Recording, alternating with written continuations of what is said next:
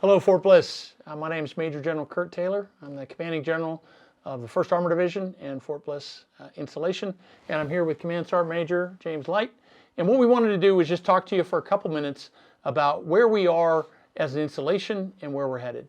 I've been here in command for just over 90 days now. I've had an opportunity to conduct an assessment of this installation.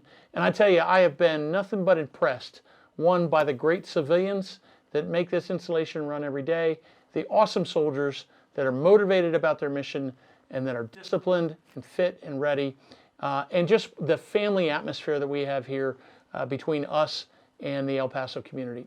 During those first 90 days, I had an opportunity also to solicit a lot of feedback from you, and that feedback has been very helpful. And I think I owe it to you, and Sergeant Major Light and I owe it to you, to kind of tell you where we stand and what we're doing to continue to improve the quality of life here in this community, to continue to build both military readiness and a great place for you and your families. So what we'd like to do is over the next 15 minutes is just kind of run down some of the progress we've made and some of the progress we still plan to make right here in this community based on the feedback you've given to us. Sergeant Major? Sir, I appreciate that. And I would just like to build on your comments about this being a great place to serve. I've been here now for 18 months as the Installation and 1st Armored Division Command Sergeant Major, and this is by far my favorite duty station of the 9 places I've been assigned during my career. And so, being able to talk to you about, what we've done during my time here to make this a better place to serve, and continue to make it better, Bliss, is really a great opportunity, and we're proud to do that. So I'll start off by talking about something that's happened here recently, as recently as last month, and which was really a year in the making, and something that we had been missing here in Fort Bliss for 12 years, which is the Amigo Air Show. The community was really excited to get that event back on the calendar and work hand in hand with the garrison team here and others at Fort Bliss to make it a reality for you and your families. And so we were able to bring that to over 60,000 spectators over the course of the weekend. So it's one of the many things that we've worked to bring back here, and one of the many things we hope to continue to do in the future. Yeah, that was a great event. And it reminds me of another activity that we did here just prior to that was the Oktoberfest. And our Morale, Welfare, and Recreation office put this thing together. They brought in a special band from out of town and put together just a really world-class event. We had 3,200 people attend that Oktoberfest event. And it really celebrated our joined heritage with the German community, in part based on our history. It's just a great tradition on military bases, and I was glad that that was so well attended. If you didn't have a chance to participate in the Amigo Air Show or the Oktoberfest event, I got to tell you, you missed out. The feedback we continue to get is these kinds of community events really draw us together as a family. It's only a small part of what we do here. We just did a Freedom Fest at the Freedom's Crossing, and we also did a great Tank Fest at our museum just here this month. And so these community events are a really important part of what we do here. And I'm glad to see the great participation and hope you will take the time to put those on your calendar. That's right. And I tell you what, one thing that does impact morale here at Fort Bliss is the heat. And so one of the ways our families can beat the heat is utilizing the pools here on Fort Bliss. And we've had 2 pools in particular that have been down for quite some time. And one of those was the Pool at the Aquatic Center over on East Bliss across from Soto Gym. And so we're proud to announce that that pool is back online and ready to be utilized by soldiers and families. Also, the replica pool is its repairs are well underway, and we look to get that reopened by January. The other thing that we've been working hard on, based on your feedback, is providing a gym facility where you can go with your families. And so we just got that open at Soto Gym. Now, if you want to bring in small children, they can play in a safe area while you work out. And I know that is important for a lot of our families here. Probably the number one piece of feedback I've gotten from soldiers is, hey, sir, why can't we have a 24-hour gym? We're working on that. The Installation Management Command has laid out a path for us to set that up properly. And we hope by early next year that we'll have one of our gyms designated for 24-hour operations so that you can, for those who work odd hours and different shifts, can come in anytime and use these world-class fitness facilities that we have on the installation. Yeah, that'll be a great addition to the installation. Another really lots of feedback about playgrounds, and so working with our housing partners here, we've been able to rebuild 12 playgrounds this year, and that includes installing some new sunshades. So we're going to continue to work that, and particularly on the sunshade side of the house, to ensure that our kids have a safe place to play in the hot El Paso sun. Another improvement that we've working with our housing partners for is 471 houses right now in Fort Bliss still have dirt yards, and we don't think that that's offering you the best place for you to grow your families. And so zero-scaping those 471 yards is something we'll be looking to do again over the next year. Another thing we've been working hard on is our Warrior restaurants here at Fort Bliss really cater to our single soldiers who live in the barracks. And so we wanted to make sure that every soldier on this installation has access 7 days a week to a Warrior restaurant within walking distance of where they live. We've made some significant progress with that. On the 29th of October, we opened the Iron Eagle Warrior restaurant. That's a great facility for our aviation community. We were able to accelerate the construction of the Stafford and renovation of the Stafford DFAC over there on West Bliss for our Air Defender community. Now that's going to take another 2 years, but we brought it up from a 4-year project to a 2-year project. $16 million going in to make that a world-class mess hall. In the interim time, we've created a small facility called the Imperial DFAC right there in the midst of the 11th ADA footprint, allowing those soldiers to be able to consume a world-class meal right there within walking distance of where they live. And we're continuing to make sure that our Warrior DFACs are the best in the Army. Another thing, I just want to compliment our cooks. There's an annual competition called the Connolly Award for the best cooks in the Army. And recently, 123 BSB from the 3rd Armored Brigade Combat Team, Bulldogs, just deploying to Europe now as we speak, won that Connolly Award for Forces Command. So that's a great achievement and another mark of the high quality and high standards of our cooks and the quality that they provide to our soldiers. Yeah, I can tell you their skills are off the charts. And so we had the culinary arts competition here in 1st Armored Division about 45 days ago, and really they're preparing 3-course meals, right?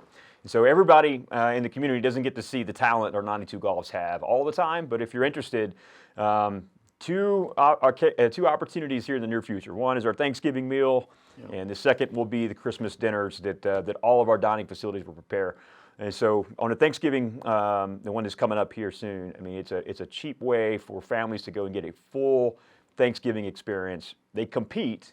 Each dining facility competes against the other, and so there'll be some really unique things that they bring into that environment as well. So I hope to see long lines of families during those holiday meals, and you guys take advantage of that opportunity you have here. So transitioning to training a little bit, here in September, we conducted E3B training for the installation. And so what E3B is Expert Field Medic Badge, Expert Soldier Badge, and Expert Infantry Badge. So 960 soldiers competed for that, and over 270 received the badge.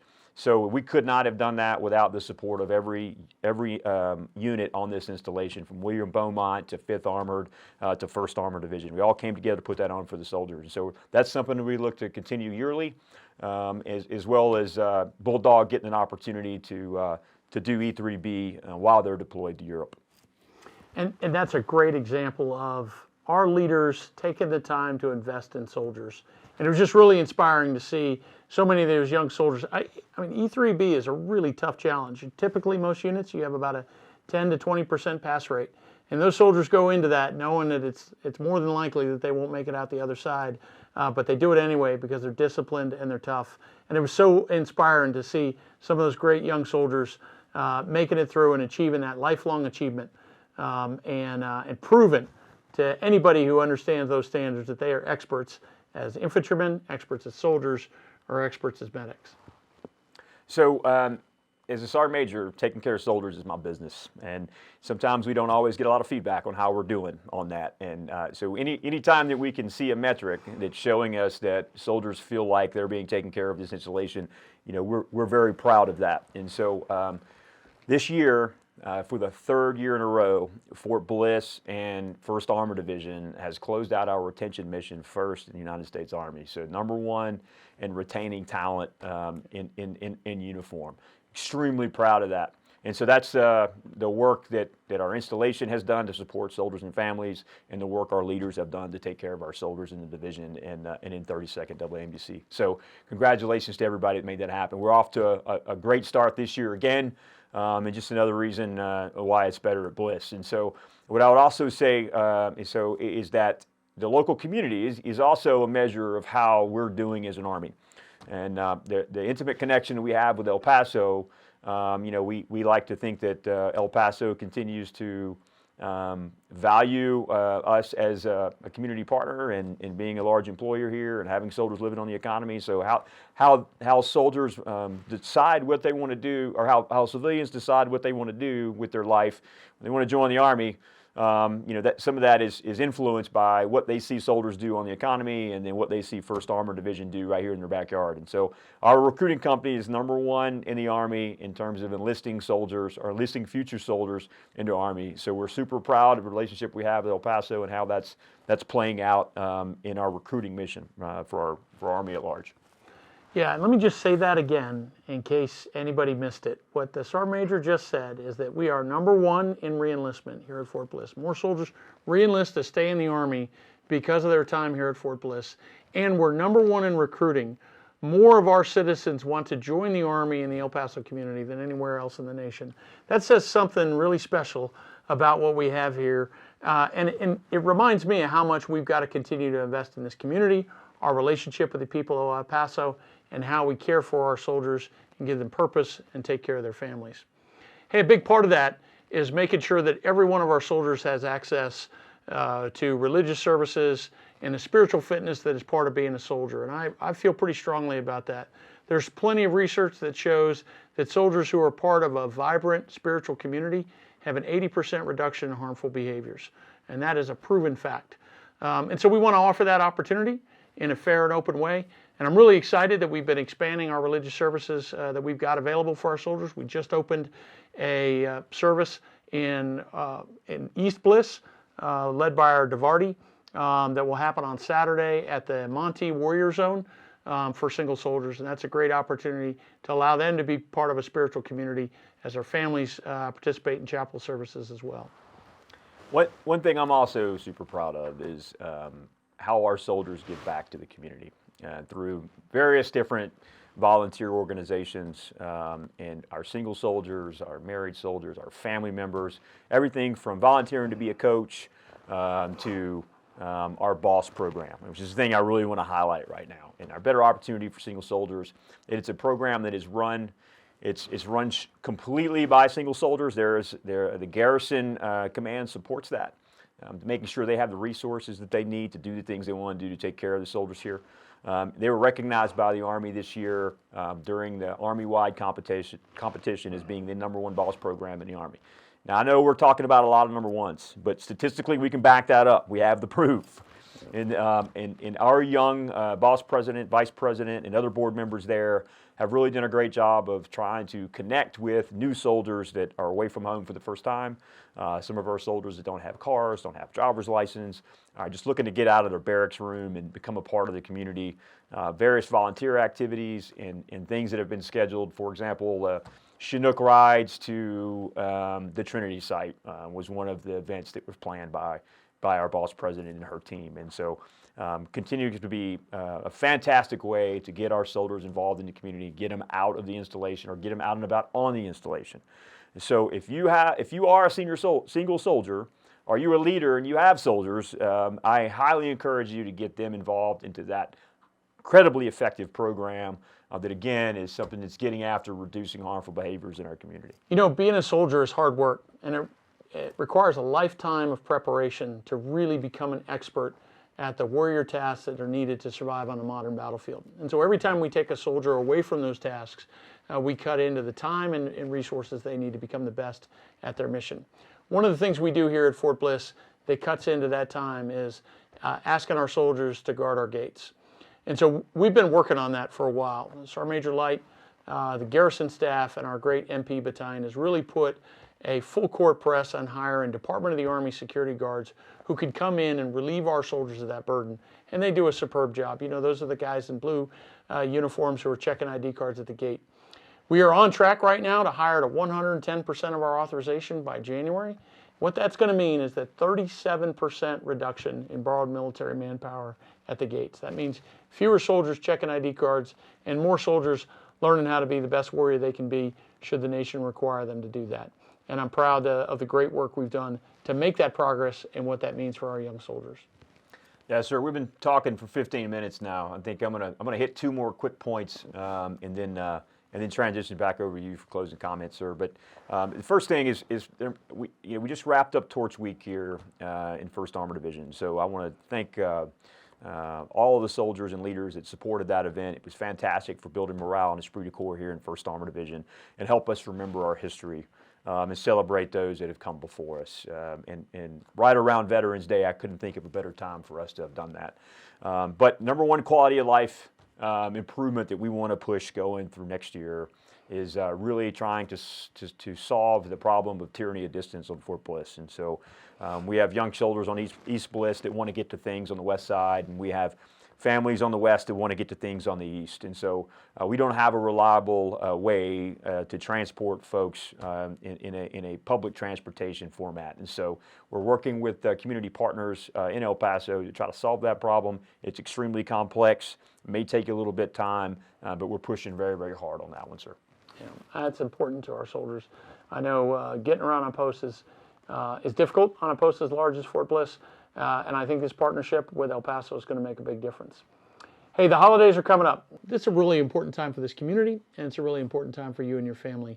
And there are a number of key events that I just want to highlight to you that I think are really important, and I encourage you to be a part of. The first is the Celebration of Lights that El Paso hosts on the 23rd of November. If you haven't been a part of that, I'd encourage you to come downtown and see what this town can put together. And it's a really impressive event. It kind of kicks off the Christmas holidays. The second is the Fort Bliss Christmas tree lighting that'll happen at Center Chapel 1 on the 6th of December. And that's a great chance for us to come together and just celebrate the start of the Christmas season and to light our holiday tree as an installation.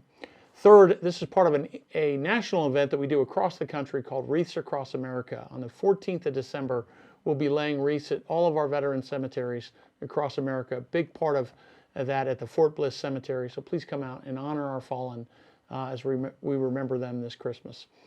Finally, our very own 1st Armored Division Band will host a concert on the 15th of December at the UTEP McGuffin Theater. And I encourage you to come out and be a part of that.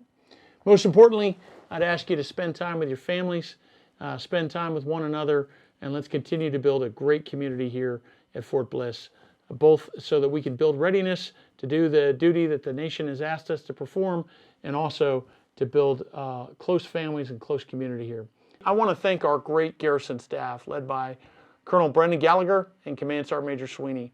They and the 5,000 plus employees that work for them every day are absolutely committed to making this the best possible community they can for you and your families. When I walk through an airport or come into a stadium or something in this uniform, people always say to me, thank you for your service. But often we don't say enough to our DA civilians who are there every day, serving soldiers just like those of us in uniform. Thank you so much for the great feedback you've given me as I've come in, for building a great community, and for being part of this installation. It is truly better at Bliss.